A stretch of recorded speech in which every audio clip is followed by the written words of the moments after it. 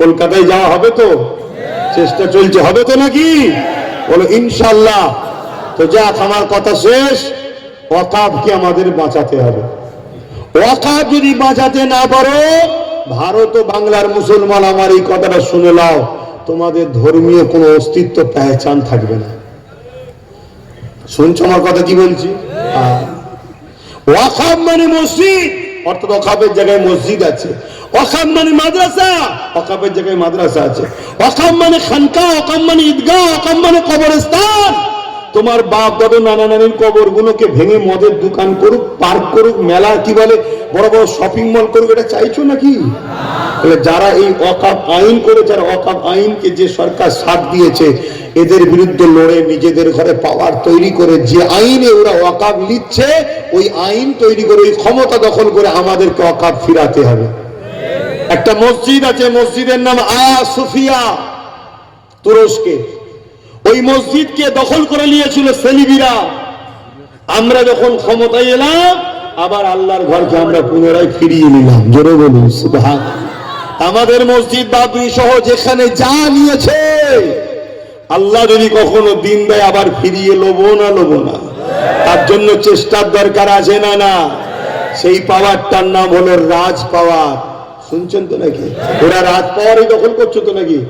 আমাদেরকে রাজ পাওয়ার করতে হবে না, করবে না? বারবার এর কোলে কোন দিন, ওর কোলে কোন দিন, ওর কোলে কোন দিন, এ বলছে লজেন খা, ও বলছে এ খা, ও বলছে আইসক্রিম খা। এই ভিক্ষা নিয়ে কতদিন চলবে? নিজেদের পাওয়ার দরকার আছে না? না। হ্যাঁ, এবারে এসটিরাও বিপদে, এসসিরাও বিপদে, আর ওবিসি মুসলমান আমরাও বিপদে। ঠিক তো নাকি? এই তিনটে এক জায়গায় হয়ে গেলি তো খেল খতম। যেখানে এসসি বেশি তোরা সিট দে, যেখানে এসটি বেশি তোরা দে, ভাই হিন্দু ভাই দে, আদিবাসী দে, দলিত দে, আমরা মুসলমান সাথ দেবো। আর যেখানে মুসলমান বেশি আমরা দেবো, তোরা সাথ দে। তিন বন্ধু এক জায়গায় হয়ে গেলি তো ব্যাস আমাদের হাতে সব। আজকে আদিবাসীরা বিপদে আছে না? নাই। তাদের জল জঙ্গল চলে যাচ্ছে না? যায় না? হাজার হাজার বিঘে জঙ্গলকে কেটে বড় বড় কোম্পানির হাতে তুলে দেওয়া হচ্ছে না? হয় না? এক তো দুনিয়ার ভারসাম্য শেষ হচ্ছে। তোমরা এসি লাগাতে পারবে তো ঘরে ঘরে? পয়সা আছে? গরমের তাপমাত্রা এত বেড়ে যাবে, 60 ডিগ্রি 65 ডিগ্রি গরম হয়ে যাবে, হাফ বয়েল হয়ে যাবে। বাঁচবি কি করে? আব্বাস সিদ্দিকী বেকার বকছে। ইসলাম শুধু বলেছে নামাজ পড়ো, রোজা রাখো, দাড়ি টুপি পরো, আল্লাহ আল্লাহ করো। ইসলাম শুধু এইটুকু শিখিয়েছে না, ভালো মন্দ বিবেচনা করাও শিখিয়েছে। বাচ্চাগুলোর কথা ভাববে না, এগুলো কি হবে? স্কুলগুলো সব বন্ধ হয়ে গেল, তো তোমার বাচ্চাগুলো পড়বে কোথায়? বলো বলো, ভাবো এগুলো। আব্বাস সিদ্দিকী ভুল বুঝাচ্ছে? তোমার 2-5 মিনিট আর অপেক্ষা করার সময় নেই। এই হাজার হাজার লোক বসে আছে, কতগুলো 50টা 100-200টা লোক চলে গেল। ঠিক তো নাকি? কেন কালেকশন করছে? কালেকশনটা কি আমি তুলে নিয়ে চলে যাচ্ছি? কিন্তু কমিটি বলছে, কমিটির জন্য এই কথা বুঝছেন না, বোঝেন না? এটা কোনো ঝগড়া করছি মনে হচ্ছে নাকি? আমি একটু ভাই জোরে কথা বলা লোক রে বাবা।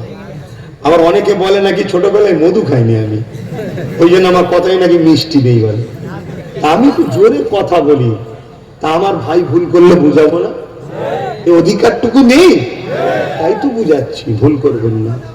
আসেন, আমি সংক্ষি বললে ও যা কেউ একজন বলেছে আমার প্রতি মধু আছে, আলহামদুলিল্লাহ। তো যাই হোক, আমি অনেক কিছু বললাম, কষ্ট পেলেন? আপনাদের দুশ্মন আমি?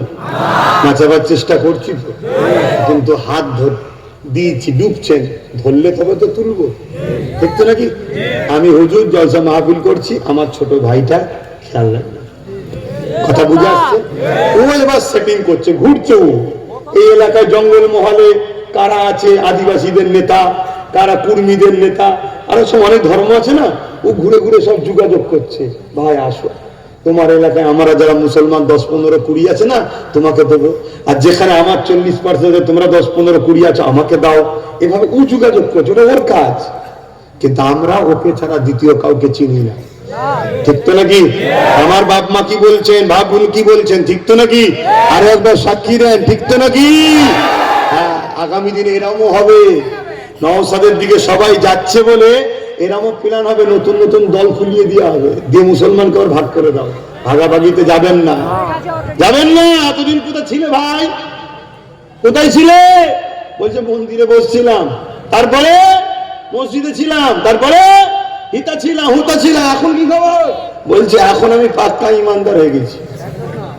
ভালো কথা, ইমানদার হয়েছে, আমার একটু টেস্ট করা দরকার আছে না? না এসেছো যেই অমনি বলছে আমাকে মাথায় তোলো, একটু দেখা দরকার আছে না? না তুই 10 বছর দেখে তো তারপরে বলবো। আর না হয় যেখানে সেখানে হই হই করে ঢুকে গেলে 200, 500, 1000, 20,000, 10,000 পেয়ে যাবো ঠিকই, কিন্তু কপালে বিপদ আছে না? না, এই পাশে বিহারে ভোট হয়ে গেল, 10,000, 15,000, 20,000, 60,000 পর্যন্ত লোককে কিনেছে, লাস্টে ভোট দিয়ে সব নাচানাচি করেছে। তাহলে ভোট হয়ে যাওয়ার পর এখন কি করছে? সব ঘর ভাঙছে। বলছে কাঁদছে, কি ব্যাপার?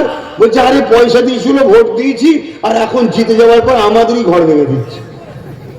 তাহলে বুঝে পা ফেলো, এটা শেষ সময়, আর কথা নয়, তওবা করো।